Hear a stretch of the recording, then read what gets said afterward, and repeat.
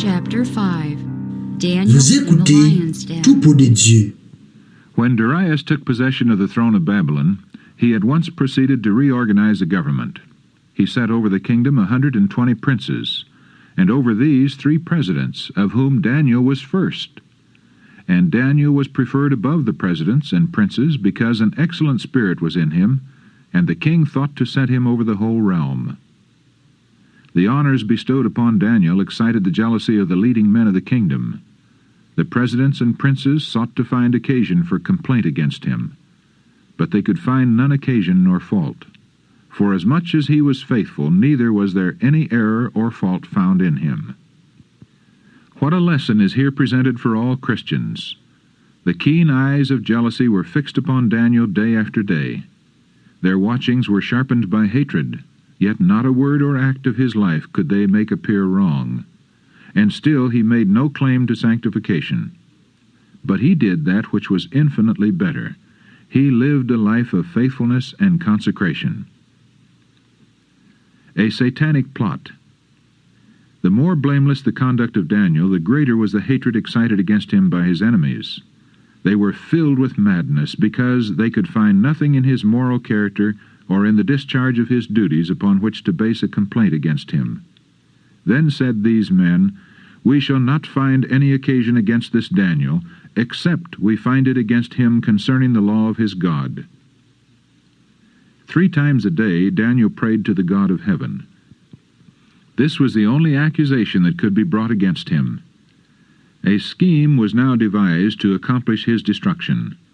His enemies assembled at the palace and besought the king to pass a decree that no person in the whole realm should ask anything of either God or man except of Darius the king for the space of 30 days, and that any violation of this edict should be punished by casting the offender into the den of lions.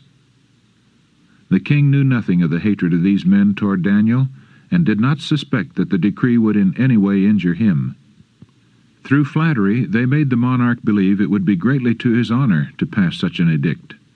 With a smile of satanic triumph upon their faces, they come forth from the presence of the king, and rejoice together over the snare which they have laid for the servant of God. An example of boldness and fidelity. The decree goes forth from the king. Daniel is acquainted with the purpose of his enemies to ruin him, but he does not change his course in a singular particular. With calmness he performs his accustomed duties, and at the hour of prayer he goes to his chamber, and with his windows open toward Jerusalem, he offers his petitions to the God of heaven. By his course of action he fearlessly declares that no earthly power has the right to come between him and his God, and tell him to whom he should or should not pray. Noble man of principle, he stands before the world today a praiseworthy example of Christian boldness and fidelity. He turns to God with all his heart, although he knows that death is the penalty for his devotion. His adversaries watch him an entire day. 3 times he has repaired to his chamber, and 3 times the voice of earnest intercession has been heard. The next morning the complaint is made to the king that Daniel, one of the captives of Judah, has set at defiance his decree. When the monarch heard these words, his eyes were at once opened to see the snare that had been set. He was sorely displeased with himself for having passed such a decree, and labored till the going down of the sun to devise a plan by which Daniel might be delivered. But the prophet's enemies had anticipated this, and they came before the king with these words, "Know, O king, that the law of the Medes and Persians is, that no decree nor statute which the king established may be changed." Then the king commanded, and they brought Daniel, and cast him into the den of lions. Now the king spake and said unto Daniel, "Thy God, whom thou servest continually, he will deliver thee."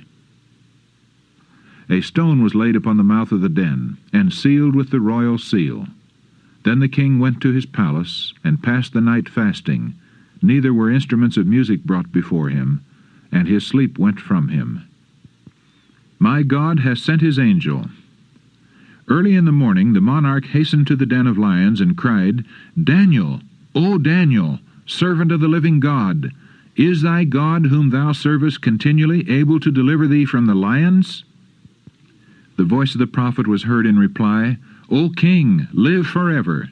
My God hath sent his angel, and hath shut the lions' mouths, that they have not hurt me. Forasmuch as before him innocency was found in me, and also before thee, O king, have I done no hurt."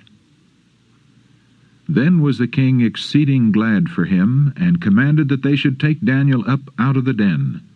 So Daniel was taken up out of the den, and no manner of hurt was found upon him, because he believed in his God. Thus was the servant of God delivered, and the snare which his enemies had laid for his destruction proved to be their own ruin. At the command of the king, they were cast into the den, and instantly devoured by the wild beasts.